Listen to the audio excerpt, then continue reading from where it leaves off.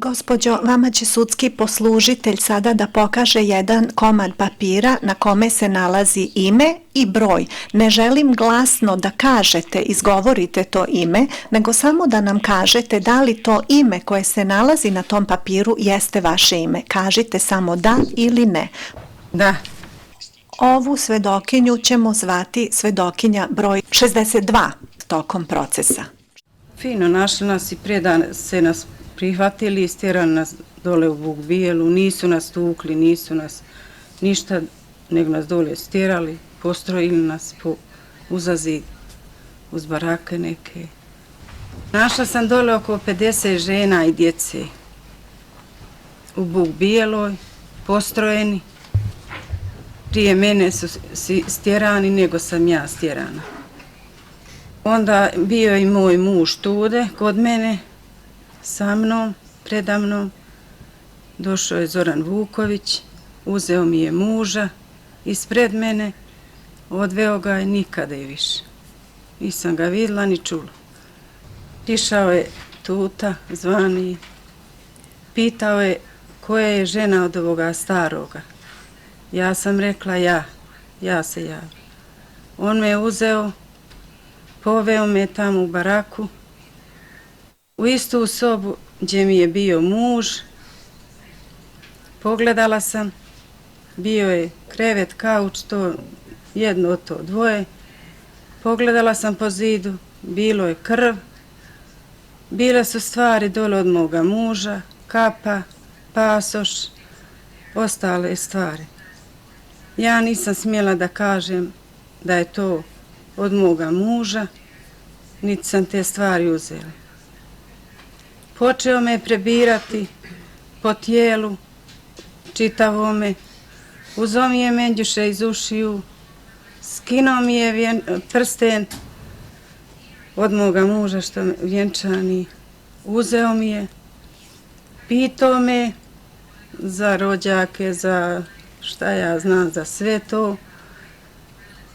Ja nisam ništa, nije me tuko, nije me silovo. Odgovorila sam mu ne znam. Prebrao me, onda je rekao, bako ti možeš da ideš. Dao mi je cigaru, pripalio mi je. Ja sam rekla kako ću da prođem, on je rekao hajde ja ću te da provedem. Onda su nas potjerali u autobus, potrpali, krenuli smo Foči, došli smo pred SUP, njiha je bilo oko 30, 40 u autobusu sa nama, sišli su pred SUP, stali smo pred SUP-om, možda 1 sat, oni su izlazili, ulazili, nama nisu dali da izlazimo. Onda su nas provezli u srednjoškolsku, gdje su djeca išla u školu. A tu smo se zaustavili i onda smo se iskrcali tudi i onda su nas u jednu halu, veliku sobu stavili. Tu smo bili. Onda su dolazili normalno, žene vodili, odvodili, šta ja znam, svašta od... Žene su izvodili normalno, neke te neke vodili, izvodili, vraćali, šta im se desilo.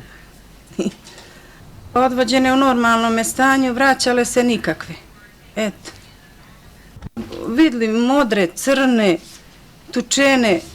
Da li je jedna od tih žena ikada vama ispričala šta joj se desilo kada je odvedena iz te sobe? Jeste ova po 95. Mislim, pričala mi je normalno da je silovana, da su joj gasili cigare odavle od vrata do šake, po ruci. Svake noći, 1-2 put najmanje su nju vodili. Kada ste razgovarali sa vašom ćerkom i sa vašom unukom, kad su one stigle, da li ste imali priliku da razgovarate sa njima, o tome šta se njima desilo dok ste bili razdvojeni? Pa desilo im se u Buk Bijeloj, unuka mi je silovana. matletirana. To mi je rekla.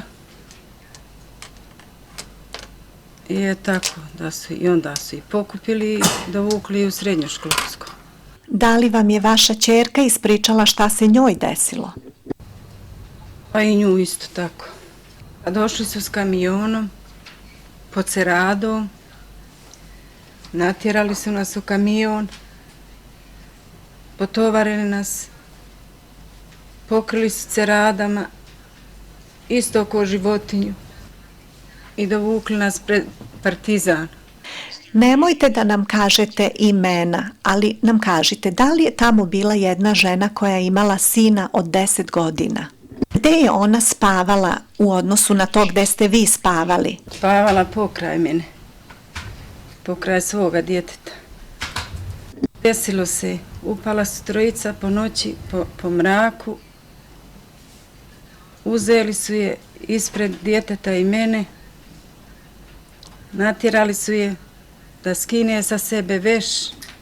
Ona je molila da ne skine, on joj je pocijepao veš, onda je nastavio silovati. Ona je vikala nemoj, molim te, molim te. On joj je digao noge, 1 sat je to trajalo, ona je plakala, pomagala, molila, nemoj, molim te, ja sam baba. Onda je on, kad je završio, ustao, digao svoje pantalone.